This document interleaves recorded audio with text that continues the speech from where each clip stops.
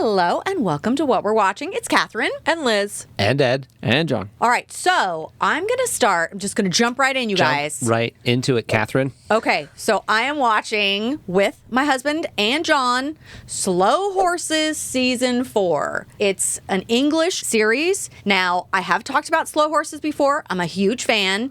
It's about the MI5 agents who are kind of not the good agents.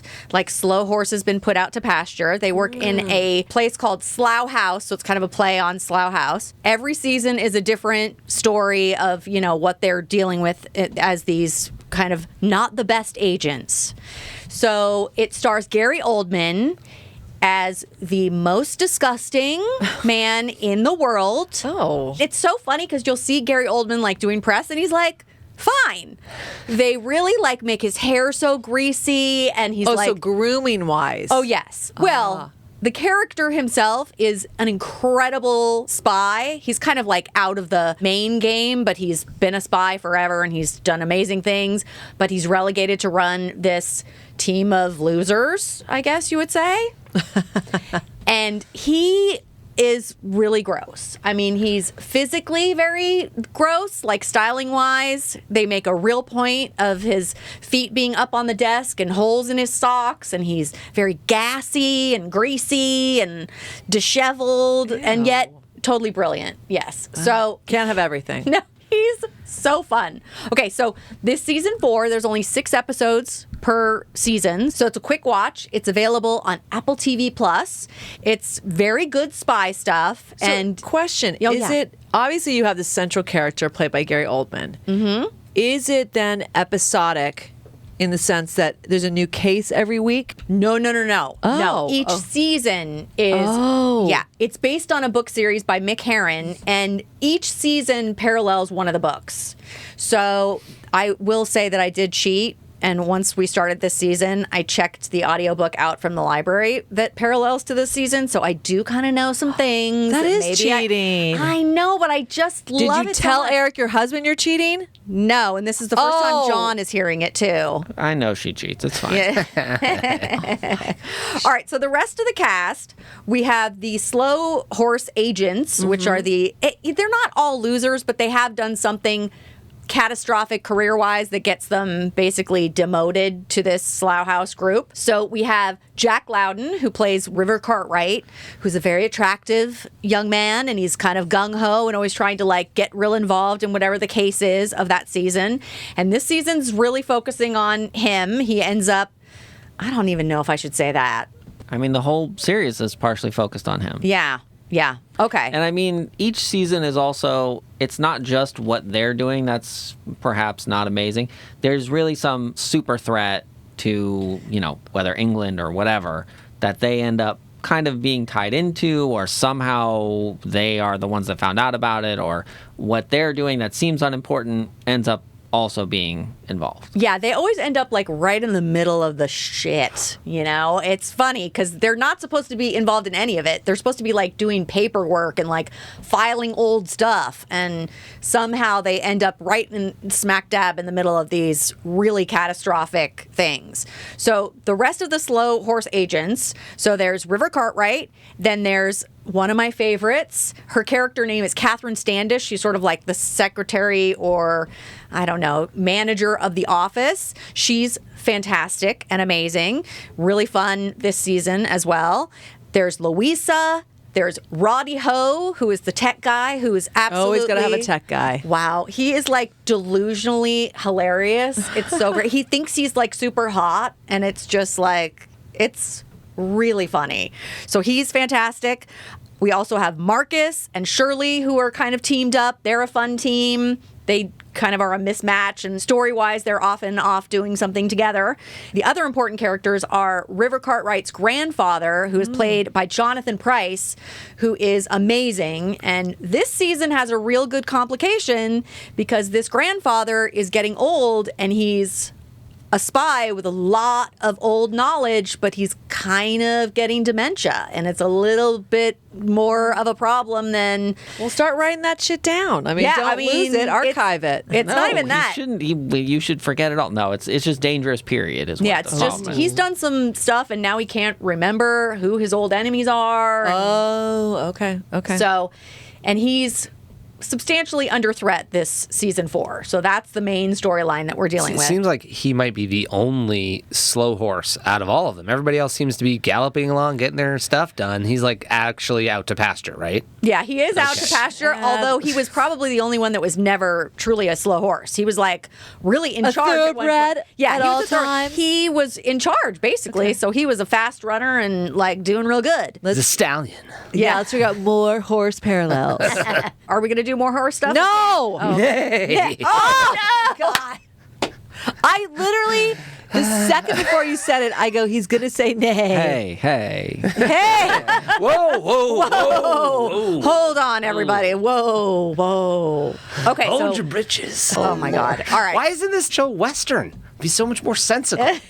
These very old sheriffs who couldn't figure out how to ruin their town. Oh, my God. Okay, so back to it. Back on the track, you mean? Oh, back on track. Yeah. Back on the Trail. Back on the trail. Okay. Back in the saddle. Oh my God. Okay, enough.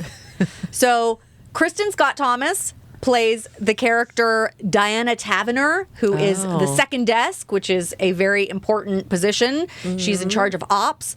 And in the first couple seasons, 1, 2, and 3, she is really up to no good. She's often doing things to just protect her own career and minimize fallout within the agency. And she's quite interesting and diabolical. And at the culmination of season 3, the first desk basically is out. And so now we think she's going to get to be first desk because she's really impressive and next in line. And no. Ooh. So now season 4, she's still second desk. And the person who is first desk is a new character. And he's kind of really trying her patience because he's not really a spy by trade like her. So she's pulling some shenanigans that are real fun. So that character is played by James Callis, who I knew from Battlestar Galactica. So immediately when he popped up, I was like, what? I love this guy. So he's been really interesting to watch his development in this season 4. And then the other new characters that I need to call out are Hugo Weaving, who is from The Matrix / Love him. Lord of the Rings. Lord of the Rings. Are you going to be honest? I'm going to be completely honest. So the first episode, you get like a little bit of him. Not a lot. He's an important character, but he's not part of the MI5 storyline. He's part of the crime part of what's going on. So I see him and it doesn't really, click for me who he is. And then the second episode, I was like, you know who he sounds like? He didn't even look like it to me. I'm like, oh, he sounds like the guy from The Matrix. And John is like, are you serious? That is him. And I'm like, what? We had to pause it and have a full discussion. He's so unique looking. I know, can't he's got believe like a you beard. didn't. He looks so much older. I really didn't recognize him. You weren't getting a lot of straight-on shots. There was a fight sequence that honestly, I think you might be in one episode off, but anyway. You recognized him in the first episode from like a picture. Yeah. Yes, because he's very unique looking. But it was, even in the fight sequence, it was very challenging. They were rarely showing even just the front of his face. And you really could see like, no, I know that it's him, but you're really trying not to show me that it's him. Oh, okay. Interesting. Yeah, it was funny because it really was his voice. Because I was like, is he doing an impersonation of... I mean, I didn't know his name. I wouldn't have known it just like offhand. John had it like immediately. But I was like, yeah, it totally sounds like the guy from The Matrix. It blew John's mind that Priscilla, Queen of the Desert. Oh, what? Yes. Oh my God, I don't remember that at all. That was sort of his breakout, or here in the United States, where I was like, who is that? Fantastic. Okay, what an amazing cast. It's an amazing cast. This season, fantastic. Obviously, 1, 2, and 3, also big fan. So, but only 6 episodes each. So, Apple TV Plus, do them all. Very They're digestible. Great. Yeah, really good. I will have to say the Jack Loudon. Mm-hmm. Do you know who he's married to? I do. Saoirse Ronan. I mean, hello. They met on the set of Mary Queen of Scots. Oh, I didn't know that. I saw them on a red carpet, and that's when I first realized that they were together. What a lovely and attractive couple. Yes, jeez, Louise. I know. So he's Irish, right? And she's Irish. So I wonder if that's... two Irish people. That came Irish, I together. knew.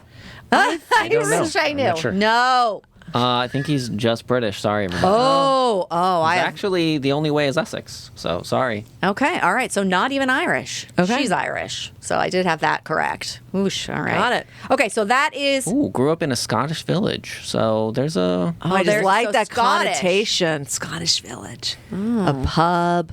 I mean, is there grassy little gnome houses there? I just I really love like grass it. on the roof. That's very Shire, isn't it? Yes, I like a whole Shire vibe. Okay, all right. So that's Slow Horses season 4, and obviously all the other seasons leading up to it. Fantastic, and it is on the books to get a season 5. So Okay. I mean, we'll see. All right. Well, that so. sounds delightful, and I'm going to take us in another direction. Okay, what? I'm going to talk about Monsters: The Lyle and Erik Menendez Story on Netflix. It's the second installation in Ryan Murphy's true crime anthology series. Right. The first one was Dahmer, which obviously got rave reviews. I will say my husband loved it. People ate it up. Oh my Whoa. god. That was perfect, Eddie. Thank you. Okay, yeah. I had a little hard time with it. With a dip in and out of it because you're like, oh god, like Yeah, a bit much. This is a little more glamorized than Dahmer. It takes place in 1989 when Erik and Lyle Menendez murder their parents, and basically then the aftermath through the trial. Right. And the first trial, for those of you who don't know, was a mistrial, and then they got convicted on the second trial, I didn't remember that. which was like quite a few years later. Then I think they also banned cameras in the second trial, and therefore that's less titillating to the public. Titillating? Titillating. Scintillating. Scintillating. Okay. Yeah, she did a made-up hybrid word. Cool. I think that was smart of me. So the cast is the two boys, Erik and Lyle, and you basically meet them at the age that this happens, which is around 18 and 21. And Erik Menendez is played by Cooper Koch, which is the younger brother, and Lyle Menendez is played by Nicholas Chavez, and that is the older brother. And you also have Javier Bardem, who plays the father, who is Jose Menendez, and the mother is played by Chloe Sevigny. Sevigny. Sevigny. I gotta like what's with Sevigny. Kitty Menendez. Those are the primary 4 core characters, but obviously it is, with his anthology series, you really get that Ryan Murphy loves an ensemble. And I'm saying ensemble, but it's an ensemble cast because it's usually big and broad, the storytelling. And he definitely is taking liberties here with the story. And just full disclosure, Erik and Lyle has come out with a statement basically against this anthology series, saying that a lot of it's not accurate because obviously there are elements of it that who would ever even know? How would we know? And so there's some melodramatic or definitely some narratives that you're like, did this really happen? I don't know. But the 2 lead characters, Erik and Lyle, those actors that portray them do a really good job. I would say the Lyle is almost hyper kinetic. I mean, there is this whole, and I mean, I'm sorry, I'm not even going to do spoiler alerts, okay? I mean, they have been in jail. They're lifetime sentences. They're currently in jail. You know, these trials, like all of us were alive. Most of the people, if you're of a certain age, to be able to appropriately watch the series, then you basically were alive when this happened, and you know that like they just got lifetime sentences. I still think they maintain their innocence. It's innocence in the sense of, and it gets into the abuse in the family. Yes. During the trial, they did come out and say that they were sexually abused by their father and also physically and mentally abused. There was no corroboration on that. The father at one point was an entrepreneur and businessman, very successful. They belonged to country clubs. Lyle got into Princeton. These boys were problematic. I mean, they would rob homes and were caught for that. And then Lyle at Princeton got kicked out or was on suspension from Princeton basically for plagiarism. So there were issues, okay? But yes, I mean, I wouldn't say that I would expect them to murder their parents, but absolutely not. And that scene where it takes place, you know, Ryan Murphy, don't hold back. It's pretty graphic. You're like, oh, God, oh, Lord. I mean, it is alarming. So this is not for the faint of heart because it really shows the depravity of what they did. It does not hold back on like, wow, you murdered your parents. My God. Because also at 18 and 21, move out. Get out. I mean, even if the abuse was to the level of what you're saying, if not less, get out. Yeah. Just move out. but you're not going to have the lifestyle. And that's why the prosecutor basically always said it was about the money, because why else wouldn't you have just left? So there wasn't any corroboration getting back to the sexual abuse until, because the father, like I said, was a big successful businessman. He had dealings with Menudo, which was a very popular all boys version of like a boy band in the genre. Spanish language. Right, Yeah. exactly. So someone came out from that group and said the father had sexually abused him. Yeah. So now you're like, recently, like within the last couple of years. right. So then you kind of go, wait a minute. So then maybe the behavior was not so out of character or so unexpected. So it's a cast of characters. You have Nathan Lane playing Dominic Dunn, who was a famous reporter for Vanity Fair, who always did amazing profile pieces. And after the murder of his niece, highly focused on what was like American crime, and usually American crime in the world of the wealthy or the privileged. So very fascinating. There's a great scene with Robert Shapiro, the lawyer, basically just being like, are you two morons? He goes to visit them in prison, and there's a whole prison sequence. And Ryan Murphy, you actually made me laugh out loud, and you should not be laughing at this show. But Lyle, because his hair looked so weird, it came out that he was wearing a toupee. And for like a 21-year-old man to wear a toupee, it was just sort of out of character. Seemed odd, yeah. Right. So him in prison trying to get the toupee tape and maintain his toupee is so ridiculous. And basically saying to the lawyer, the death penalty was on the table at that point in California. So he was so concerned, me and his lawyer, to make sure he got his tape for his toupee. And he kept going, Bain de Soleil. Now, those of you who don't know, Bain de Soleil is like a tanning lotion. Because we look really pale. And the jury is going to see us. So if the jury sees two well-groomed, smart, attractive young men, there's no jury in the world that's going to convict us. The guy's like, can you focus? I mean, it's like so good. So he ends up quitting. And that's when we get the lawyer that we all saw on television in the first trial as advertised, which was the Leslie Abramson character with the crazy perm. It's interesting because when you said that only the first trial was recorded or made public, there were cameras in the courtroom. I remember that so clearly. I didn't realize there was a second trial, and all of my memories are from that trial. And then that, I don't even know if cameras weren't allowed inside at all. Oh, interesting. So therefore, like the sympathy of the public, which should not sway a jury one way or the other, did not happen. For sure. So, it is, I would say, grandiose, melodramatic, at times like almost like Harper, has awesome like early 90s vibe to it, especially California vibe. And the two actors, especially the one that Erik, is excellent. Really, really good. So, I'll just say it. Ryan Murphy, you did it again. My husband is watching it with me, and we did fall asleep during one episode because we were just so tired. We woke up and it was in the next episode. We're like, wait, what happened? And I mean, the thing is, we know what happens, really. That's what's kind of interesting about it, because we do know the end result. They are in prison right now for life. Now, they've been able to get married and live these kind of odd prison lives. Like, why are you two single? I mean, these two fuckers are married. Oh my God. But I'm just saying, like, it's just crazy because you kind of go like, they were convicted. They are in jail for life. The death penalty got in California, you're not going to be put to death for a crime anymore. Yeah. Well, so the main thing is, it's not disputed really that they killed them. They did kill their parents. It's might be the extenuating circumstances. I have to call out, really, because they might not have gotten caught. Because the night of the murders, they were bumbling idiots with their trying to establish their alibi. I don't even know if they washed their hands with gun residue all over them. And the police did not test their hands for gun residue, did not check their cars that had the shell casings in the trunks. There were so many levels of insanity of like that they could have gotten caught. And they basically had no evidence and probably could not have tied them to him. They were trying to say the dad's business dealings and potentially it could have been a Colombian gang and like all this crazy stuff. It was Erik going to, because racked with guilt, he went to his psychologist, his therapist.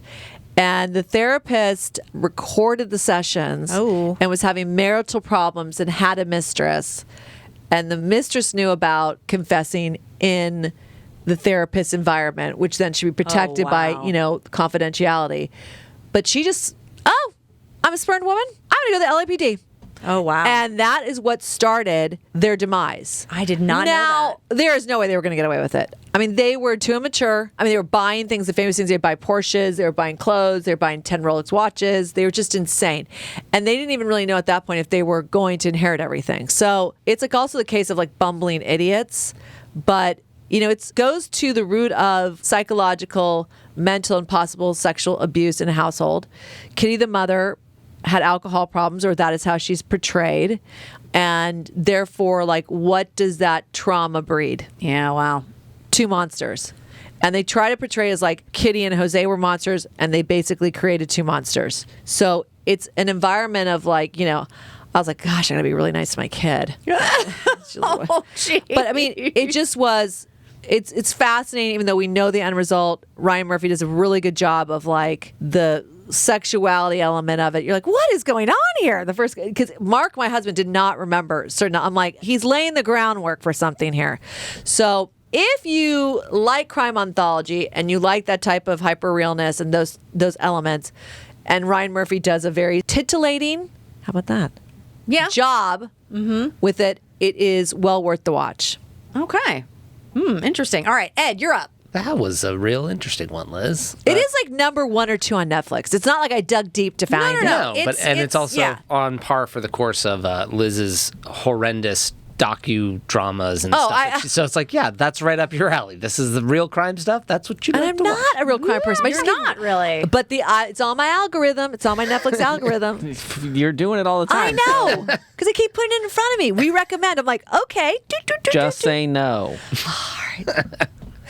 All right, Ed, you're up. I often don't watch anything close to what you watch, and this one is right in that category of completely, totally different. I watched a movie called Space Cadet on Amazon Prime, starring Emma Roberts and a whole bunch of other people. I'll tell you what it's all about. Her character, Rex, is a Florida party girl, and she turns out to be the only hope for the NASA space program after a fluke puts her in training with other candidates who may have better resumes, but don't have her smarts, her heart, and her moxie. You're like, I don't know if I would have watched it if I read that. I'm like, okay. But having just finished up Umbrella Academy, I was excited to see anybody doing anything. So Tom Hopper from Umbrella Academy, the gorilla man. Sure. I'm like, all right, he's in this. Oh, that's right. He's really got an accent. I forgot. What? He's Gorilla. not American? Nope. And What is he? English. Make me Okay. look that up. I had no idea. Okay. But his performance as a import for NASA from wherever he's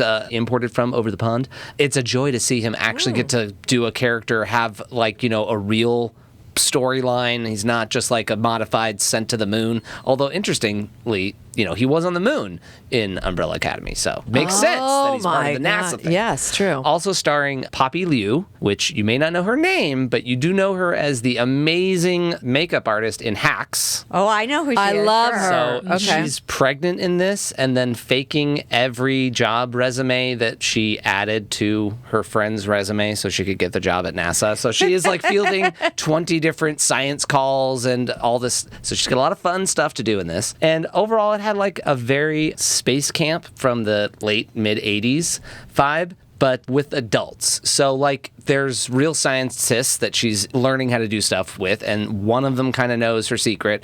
Everyone else kind of guesses. They eventually all got in on that she was a liar, and she gets booted. Of course, there's a problem in space. Only that she And can solve. she's the only one left with all the training. Oh. Okay. Anyway, so that's your plot. It sounds Well, fun. the way you described it, I might actually watch it. Right. With Moxie is like, And then on the ground, some people that were still very vital characters. Gabrielle Union and Dave Foley also came to play. They got some good moments. Great. And overall, I'm not highly recommending Space Cadet, but on the very few things that we talk about on this podcast that make it onto the family-friendly playlist, this one's going on the family-friendly playlist. Nice. So thank you, Liz W. Garcia, for directing and writing that. It was thoroughly enjoyable. My sister Virginia will be reporting back on how much she loved it with her girls. Oh, yeah. I mean, that does sound like something that they would enjoy. Yeah. Basically, it's like, a fun fantasy. You didn't quite make the smart kids side of the world. You were bartending someplace. But you could still go to space and be an astronaut if you want to. The 2024, 2040, we could do it. I do love the fake resume setup where Device, yeah. the device. It's a classic 80s, move. Send in the fake resume, get the amazing job. Just tell, I'm right on top of that, Rose. Fake it till you make it. Uh-oh, what the heck am I doing? I don't know how to do any of the this. stakes are so high. It's to the moon. Yes. Okay. So that's my first of the two things I'm bringing to the pod. Space Cadet. All Space right. Cadet. All right, cool. John, you're up. Oh, sure. So I went to the theater and saw Blink twice. Oh, I saw trailers about that. Okay. So it's kind of a thriller. You're following these two women who sort of knew they were going to meet this billionaire, and then they're like, want to hang out with him. And then it turns out some not good stuff happens. He might be as bad as he was, possibly.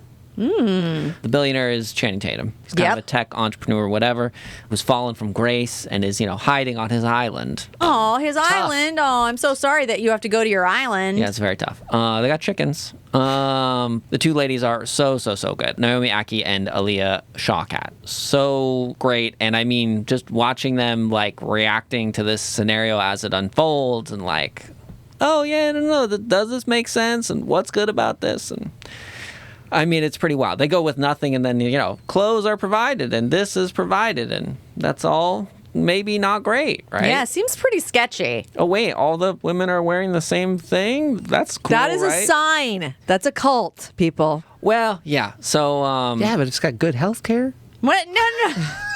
I mean, how parallel-y is this to an Epstein Island situation? This seems really bad. I don't think exactly. I have no idea about the real world. But in this, there's a specific scenario that's happening, some of which are things that are slightly unreal. And then also it's there's four women. We're all kind of like a small group doing things together. It's not a big party, kind of a deal. So, but I mean, is it still sex trafficking? Yeah, sure, definitely. Ugh, okay. So yeah, Zoe Kravitz directed and co-wrote it, and she did a great job. I mean, So she directed her fiancé. Well, this is where they met, right? I can't tell you. I don't know these things. I'm telling you, they are actually engaged to be married. Gosh. I'm telling you, this is where they met. Well, I'll believe it when I see it. I don't know what that means. They've come out and publicly said it. Yeah, well, whatever. They're in this movie. Well, she's not in it because she directed it, which is sad. I enjoy her as an actress, but she did a great job as the director and the co-writer. Good for her. How awesome. Yeah. So then you get a couple other actors. You have the bad dudes are in there. Christian Slater, Simon Rex, Haley Joel Osment. Also, Kyle MacLachlan comes in for a little bit.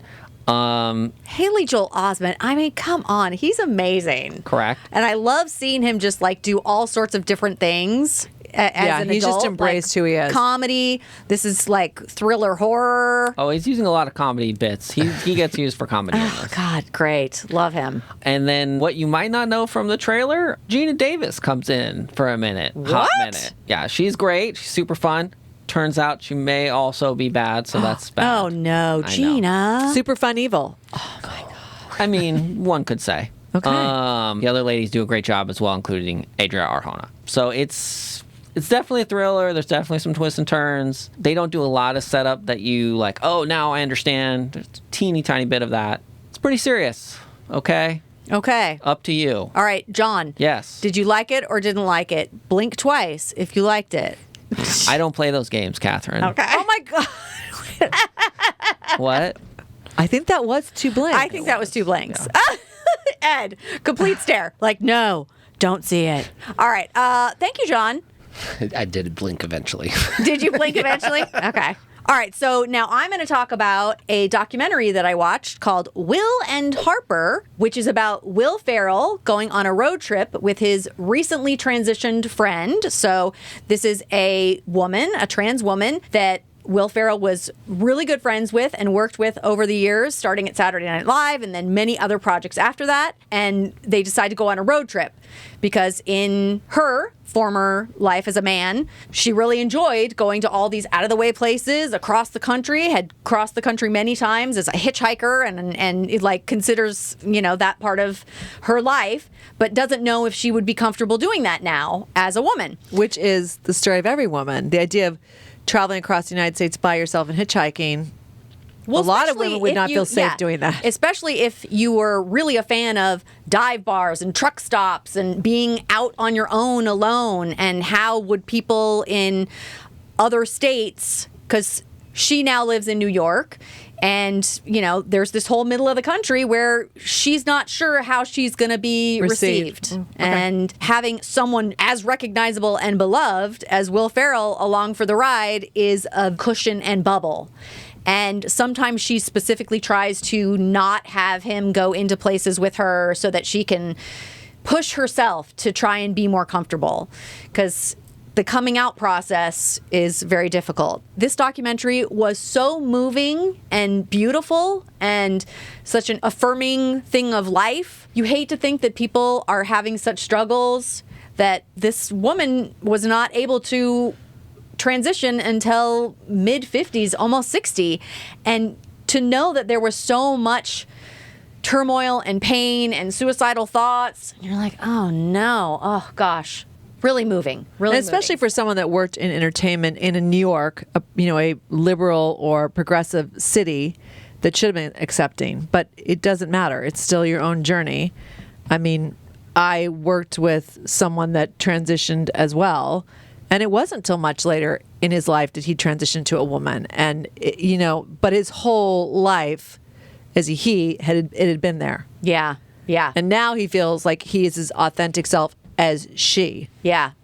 It's really interesting to watch this journey because they really are great friends and hadn't spent a lot of time together. And so they're on this multi-week road trip. I think it's 2 weeks or something like that. The documentary itself is really well shot and beautifully done.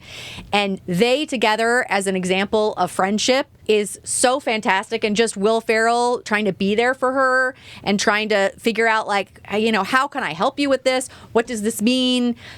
Answers every question that Will Ferrell asks her, and very open, and it's really fantastic. The other element that's great is obviously there's a Saturday Night Live backstory here because they've known each other since back in the Saturday Night Live days. I think they were hired in the same week and became really good friends. And a lot of Will's iconic sketches, he wrote those. And so they go and see a bunch of old Saturday Night Live friends. So you get a lot of people that you absolutely would recognize. You see Colin Jost in there, Tim Meadows, Seth Meyers, Lorne Michaels makes a little appearance. Also Molly Shannon and Will Forte. And then my favorite is they decide that they want a song. This kind of happens early in the road trip. They're like, maybe it would be great if we have a song that wraps up this road trip. So they decide to call Kristen Wiig and request that she write a song. And they give her the most ridiculous list of things that it should involve. It should be jazzy, but also folky, but also make you cry, but also make you laugh. I mean, it was... Did she get Fred Armisen's help? They also thought maybe Fred Armisen could do it, but then they did land on Kristen Wiig. So she got the assignment. But they did kind of go through who are the most musical of the people from Saturday Night Live and could write a funny but also make you cry song. Weirdly, he didn't have crossover with the most musical, Adam Sandler. Oh, interesting point. Okay, so we do this whole documentary. We travel across the United States. So basically, Will Ferrell meets her, Harper, in New York, and they start there, see a bunch of friends and family, and then travel across and make a couple of really interesting stops.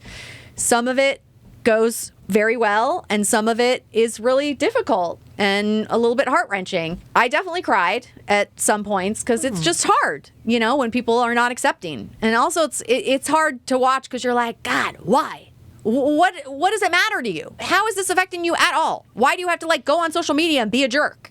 Why? Anyway, so they get all the way across and they're wrapping it up and they're in, California, and they've been calling and leaving messages for Kristen Wiig. They haven't got her back on the phone. And they're like, okay, well, no pressure, but if you could get us something in the next 8 to 2 minutes, that would be amazing. So the whole thing ends, and you're like, oh, I guess we're not getting that song. Okay. And it very sweet, just them on the beach and, really rebonded as friends, and it's fantastic. Really uplifting. And then the credits start rolling, and then they go to the Kristen Wiig song. I'm getting goosebumps right now. Well, don't blow it. No, I'm just telling you, don't leave before you watch it. Okay. Because it delivers. The song is everything you want it to be. It is funny and makes you want to cry and has a jazzy bit and like she is amazing. Okay, And during that whole thing, they are playing like, you know how they roll credits on one side and then they'll have like, outtakes. not even outtakes. This was just like moments that, either recap moments from different places or moments that we didn't get to see, just a montage basically. And all of that is just fantastic. It was directed by Josh Greenblatt. What an amazing job. Just really well done. So anyway, there you go. When you say don't leave, Well, you could feel Your like living it's room? over. well, okay. No, sorry. I mean like It's you're in like, oh, it's over. because I think it's in the theater as well right now. But Oh, is it? yeah, No, I saw it on Netflix, so now we have that answer. But it's in the end credits. it's in the end credits. So correct. whenever you go, when you ever see a Marvel and you're sitting there, is there anything after the end credits? My son will immediately Google it. No, we can leave. It's worth staying. Well, this is pretty close. I mean, Okay. it's like the credits basically start and then you're right into Okay. it. But you definitely feel like, oh, it's over. And then this happens. So Boom. just know Don't that leave your house, okay? Don't leave your house. Don't turn off your iPad. Boom. Yeah. Okay. Stay for the song. It is fantastic. All right. So, yes, that is Will and Harper on Netflix. Also in theaters. Great. Okay. So the other thing I watched, I feel like I watched so much, narrowing it down here, people. Oh, yeah. You got to like cherry pick what you're going to talk about. So His Three Daughters on Netflix. It is a story about three sisters who have come back. One is still currently living there, but come back for the final days of their dad's life. And so it is them in this very, of course, New York, small apartment on top of each other. What tensions are going to come? And how do they all feel about Vincent, their father, who, for the most part, you don't see, but he's an omnipresence in the room always, as he is dying in the other room.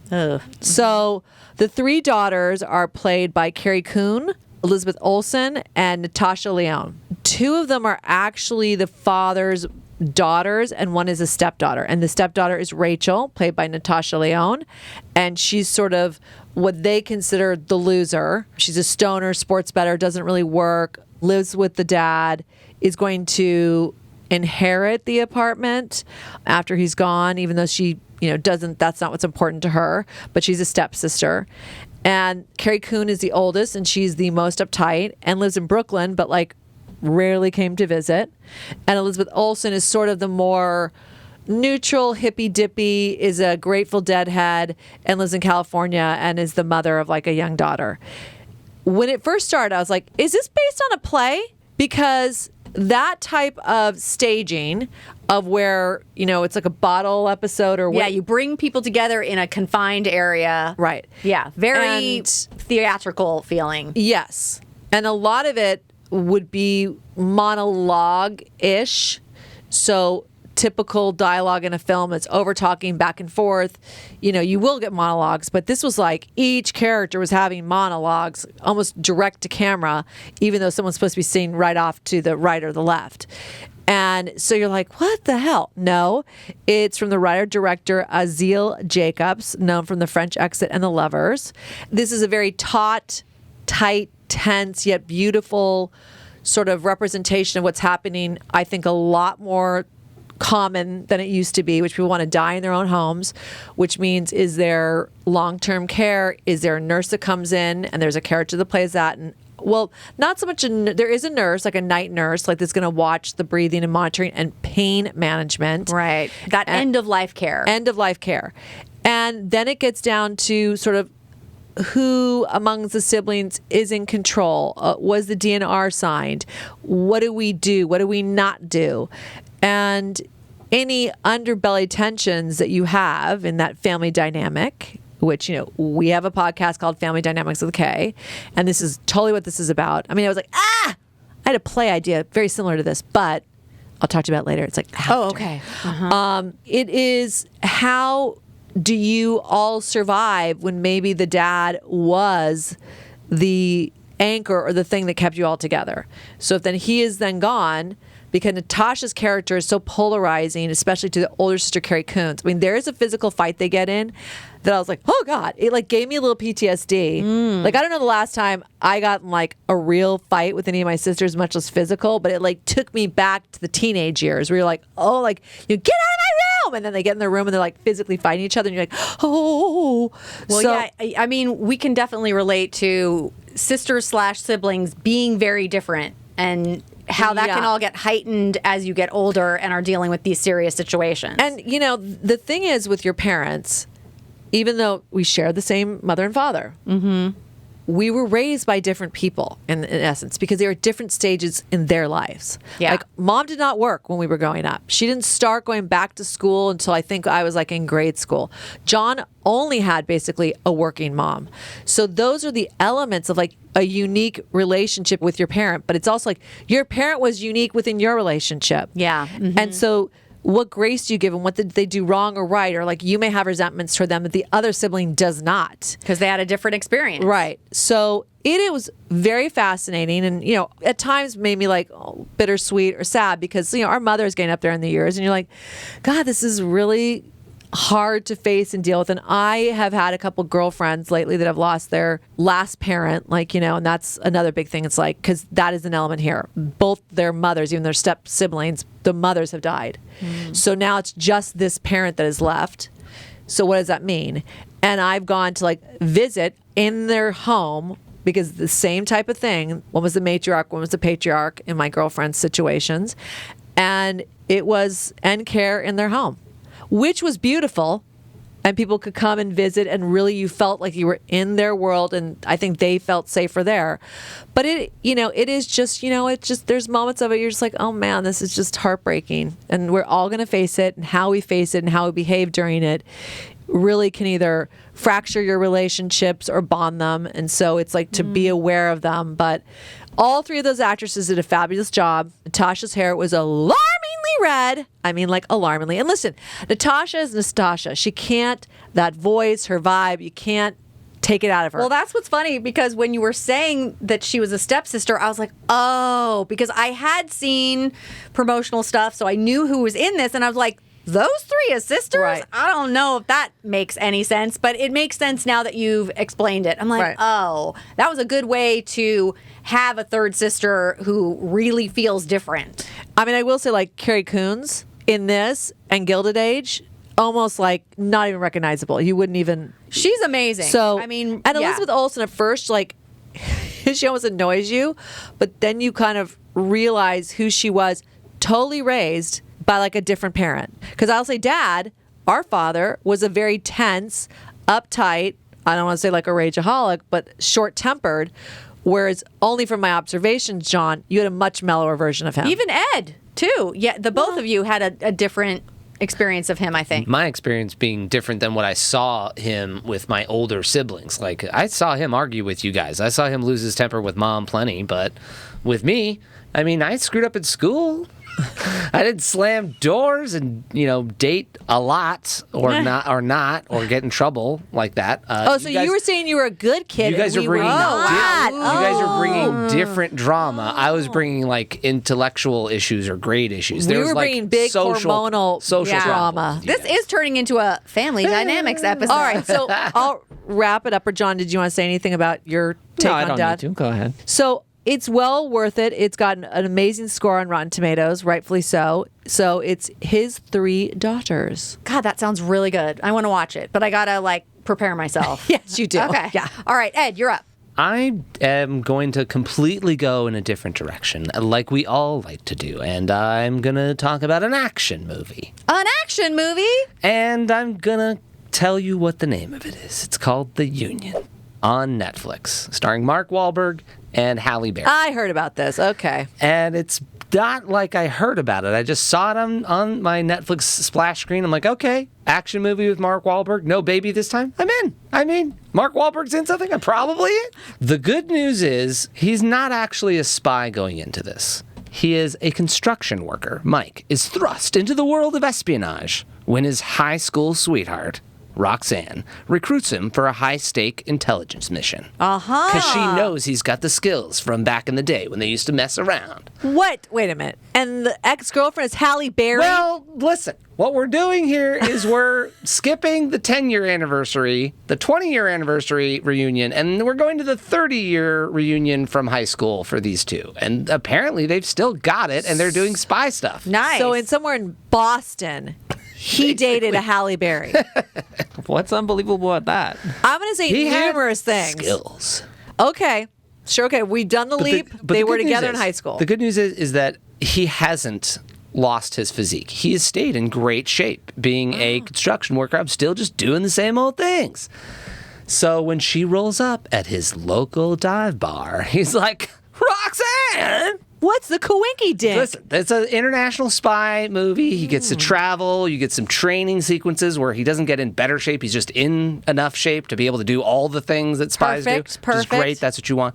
And, there's bad things. There's like a bad team. And, of course, there's a boss who's directing all of these things, J.K. Simmons. Oh. Always solid. It's a solid, enjoyable movie. It's like a, spy movie for Netflix. So it's not of a, full-on, Mission Impossible. I don't remember what the mystery was. It doesn't matter. You It's like, didn't you guys are retain running it? around. Okay. It's a high school reunion spy mission. That's Do they fine. I'm get fine back with that. together? I don't know. I don't care. In the end, I don't think that was the deal. I don't think he was suddenly going to be oh, now I'm part of the CIA. No, he's getting hired as a deputy for this one mission. She's like, thanks. This See ya. seems so implausibly ridiculous. Yes, a construction Look at worker John who gets no, opted into an it's no international way. spy ring. Yeah, that is a Well, slightly... isn't part of the premise everybody's been exposed or blown or whatever, so they So they need gotta go someone with the new crew. outside the spy world? But what if everyone was murdering people? Would you be into it then, Liz? Maybe a little more, but still, Marky Wahlbergy, just being a construction person, just ready to jump in an espionage ready. international ring is Well, what did so we say? ridiculous. You don't have to get ready if You gotta be ready. You gotta be ready. All right. You're already ready. Listen, he wakes up at 2 a.m. every day. There's multiple workouts during the day in his real life. He is red to go. But I do like that at least as a construction worker, there's a plausible quasi there's a- reason. Is there? Please, no. Maybe there's a reason for 8-pack abs if you've got to lift cement blocks all day. I didn't see him do it. Yeah, I didn't see him do it. Would have worked better if This he was sounds like a jiu-jitsu instructor or something. It's like, If there Okay. was any usable skill from his real life into the spy world, because I don't remember him doing construction stuff Did he during the use- spy missions. He didn't use a nail gun a lot? No, was that's what I'm totally saying. thinking. That's what And I'm then he saying. shot the nail gun. I don't think they were relying on that plot device to be brought in. They're like, no, we're going to train you on real spy stuff, and then that's what you're going to do, and you're going to be amazing at it, and you're going to get away with it against all these others. Okay, sure. Well, I this buy sounds this. like the subtitle was called Paycheck for everybody. So, and I mean, I get it. No. I get it. You missed the subtitle. It's The Union Gig. Okay, there you go. union Yeah, okay. Everyone was And paying they had scale. fun. It sounds like they had fun doing That's it. exactly so the kudos. point. You and it should sounds enjoy like you enjoyed it. watching some spy movie where there's not the world is a threat and everything's gonna Imminent die and there's missiles disaster. everywhere. You're Every How time. are they going to get out of this? It's Okay. they just got to get whatever the log of people's names. Great, get it. It's like Mission Impossible 1, the knock list. Go for it. So But you just brought a. whatever. I remember good plots. I can't remember No, this I'm like, guy's that plot. is going back in the archives. Okay, all right, great. Okay. All right, cool. I think it sounds fun. Okay, John, you're up. Sure. So should I do an old movie? Yes, rewatch time. Incorrect. Okay. So 2013's Austenland. Austenland, I am not familiar. Pretty Are solid you one. for real at this moment? I'm totally for real. So it's currently on Max. I think it's, perhaps about to hit its, month and then be on something else. But you don't remember, Carrie Russell is the biggest Jane Austen fan of all time, and she goes into a reenacting, castle where it's a Jane Austen world and storytelling. You have seen this. I do not remember this. This is unfair. I But do. anyway, I remember it now. yes. It's magical and perfect. I think but you and Sarah would love it. You've already seen it. So what you're forgetting is Brit, our second man from Friday the Conchords, is in it. Oh, He's a romantic interest. He may not be on the level. But anyway. Oh, uh-oh. It might be Okay. part of his character to play romantic interest. Yeah, it's pretty amazing. Jane Seymour is like the fake, matriarch of this house, pretending to be in Jane Austen Regency period. And then you're constantly seeing like weird, look, one room has a TV screen. That's obviously not right. But then otherwise, they're constantly playing whist or whatever, old school game like that. We even get a call out from this episode, but James Callis plays a period character amazingly. Nice. So that was very enjoyable. J.J. Phelan plays the love interest that perhaps works out in a kind of a Mr. Darcy type way, which you remember starts off on a negative foot, seemingly. They hated each other. I mean, Right. that's classic. Okay, well, it's No. also classic to this. No, if you mind. exactly. Okay, apparently. Look, you have seen this. We're moving on. I want one question. Tell me now. Because I do remember this. Uh-huh. Because I remember Jennifer Coolidge was in it too, right? Yeah, she's okay, great. but Bridgerton spawned these like Bridgerton fests where you go all dressed up. Is this supposed to be like they go and it's like reenacting? I mean, Like an immersive experience. So remember, this came a long time before Bridgerton. I know. I feel like Bridgerton inspired was by this, but go. I have no idea. I can't relate the two. But in this case, you're going to a mansion where, like 4 to 5 guests are joining this like live action world. Yeah, like a LARPing situation. Yeah. So very different. It's not like a fair where like, the whole thing and you're walking around and there's tons of you people that are normal people and then just the people working there. It's like, it's more the other way around where there's only 4 people who are... So it's like a murder mystery party, but now yeah, hotel or vacation. something. Austen, Jane Austen. Okay, great. So Jerusha Hess, who you might forget, but were the co-directing husband-wife, the wife, partner of Napoleon Dynamite. Oh. Co-wrote and directed this. Nice. So it's very fun. It's great. Katherine, you've already seen it.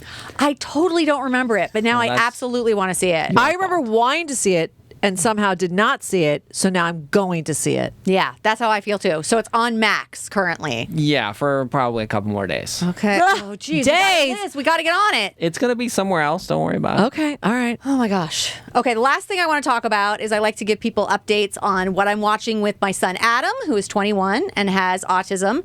And we decided to watch Ratatouille, the 2007 Pixar movie. And the reason this came up is Did because... you borrow my DVD? No, I didn't. You should have. I've watched it a million times off that DVD. Go ahead. Oh, okay. We do actually own a DVD of it, but we watched it on Disney Plus because More convenient. our DVD player is not currently plugged into the big TV. So, I know Adam would love that. I will lend him Rango if he wants. yeah. Oh, he would because he just wants to rewind things. And so I had asked Adam what he wanted to be for Halloween. So this is how this came up. He, for some reason, I don't know why, has been saying chef. What do you want to be for Halloween? Chef. I'm like, okay, great. So I was like, what can I build on that as a chef theme? So Ratatouille immediately came to mind. You didn't go to the movie Chef? Maybe I didn't know that would be That's a perfect lot. thing for him to watch, or to watch The Bear. It didn't seem like that would really be the exact spot that Adam would appreciate. So we fired it up, and he was really into God, it. Ed and I were like, that pun was perfect. Oh, Okay, the go on. fired it up? Yes, okay, go on. I didn't even realize it. It was getting hot. put it on the burner. Put it on the burner. So I turn it on. I don't know, whatever. And it was really amazing because I hadn't watched it in a long time. And you forget, or I did anyway, how beautiful it is and how funny it is. And Adam did a really good job. He really was paying attention. He seemed to be amused and interested. About halfway through, he did fall asleep because he had had a long day. And we were on the couch, and I just look over, and he's like, oh, I think you're asleep. And so I was like, because I was kind of quizzing him while we were watching it to kind of make sure he was engaged and whatever. At some point, things got very quiet. And I was like, oh, I think he's done for now. So we paused in the middle. So we will have to pick it back up. But I think he really did enjoy seeing the kitchen. I mean, God, the design of it is so beautiful. It looks stunning. And also discussing with him like, oh, that's Paris. And Paris looks beautiful. Like, you're like, oh my gosh, this movie really was so good. So Remy, the main rat, Patton Oswalt, amazing. Yeah, fantastic. Perfect. Like, what else could you have wanted from Remy? He was like perfection.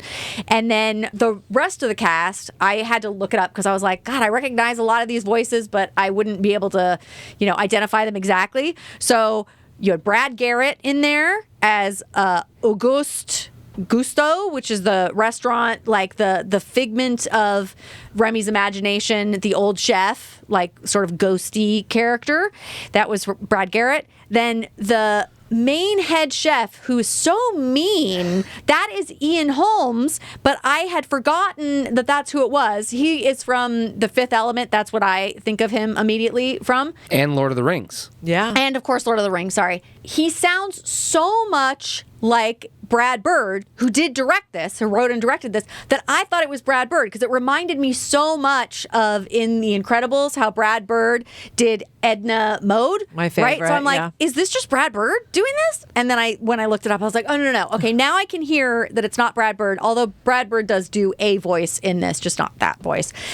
We also got Will Arnett, who was amazing, John Ratzenberger, and Peter O'Toole. I mean, it was just fantastic. A little Brian Dennehy in there. Did you not enjoy Janine Garofalo's French accent? I did. I didn't realize it was her until I looked it up. So thank you for that call out. And the last call out, as the main character, Alfredo Linguini, which of course is a ridiculous and funny name, is Lou Romano. And I don't really know him by face, but he's done like 1,000 animations. Like, he's done so much. Well, he's the classic example of, and I think there's at least one other one in this movie, of a Pixar employee doing a voice. Oh. So not a voice actor. I did not really. know that. Not an Alan Tudyk?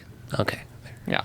Yeah, well, he was really good. So it's just funny when you click on him and you're like, how do I not recognize you? But that explains why. Yeah, the other one is his brother, Emile, is Oh. like seemingly more just an animator guy. Oh, that's interesting. I love that they do that. Yeah, it just also reminded me how fantastic Pixar is, because we did a huge fans episode on Pixar, one of our other podcasts, and this just made me remember I need to watch all the Pixar movies with Adam.